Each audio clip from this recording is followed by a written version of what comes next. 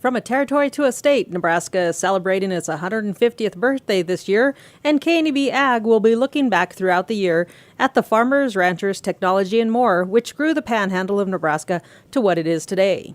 Everyone knows cattle have been a part of the Panhandle's ranch culture since Nebraska was a territory. But for about 50 or so years, sheep were also part of the landscape. Larry Lippincott of Lyman, Wyoming, just on the other side of the Nebraska border, remembers when sheep ranches ran hundreds of sheep. The Lippincott family, like others, had come to the area for other ventures in agriculture in 1915. It was so dry, he said there wasn't hardly enough grass there to stake a cow out, and milk cow out. And so my dad was going to start to build in fact he had the cement foundation run to build a dairy, and he bought some heifers, and they had bangs, and so they had to go to slaughter.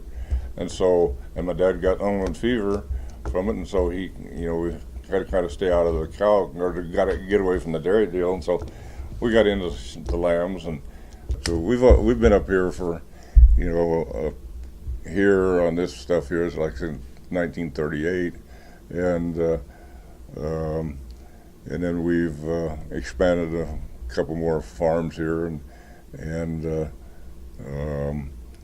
we just got into the sheep business there, and he kind of liked it, and my dad always said, you take care of the sheep, they'll take care of you. And Lippincott says the sheep would come in from western Wyoming on trains. Like here, when we unloaded to Hutley, there'd be, I don't know how many train cars are there, but they'd unload them, and then Charlie Jones was just right north of the stockyards there, and so we just heard them there, and there was no highways here yet then.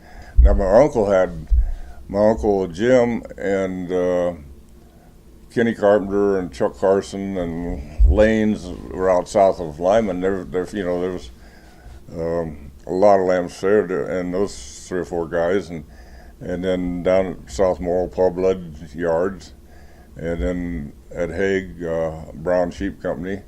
Harlan Brown always fed a lot of lambs. In an archived interview, John Jordan of the Morrill area said lamb feeding was a popular meat in the old days, but most of the sheep ranchers would just feed the lambs and ship them east. Well, the people of the old country, Europe, grew up on lamb, but our people in the West never did eat lamb. We just grew lamb. We shipped the carcasses east. So the lamb industry died, the lamb feeding industry.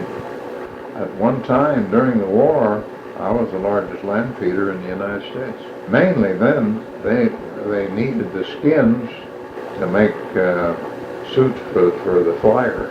Eventually, like dairies, the sheep moved further east in Nebraska, leaving behind small herds or individual lambs used in 4-H. Lippincott still has a small herd, but like the majority of ranchers, his family has also turned to feeding cattle. I'm Trabella Guzman with KNEB Ag News, and 50 years of Nebraska agriculture is sponsored by Kelly Bean, proud to be a tri-state region tradition for 90 years.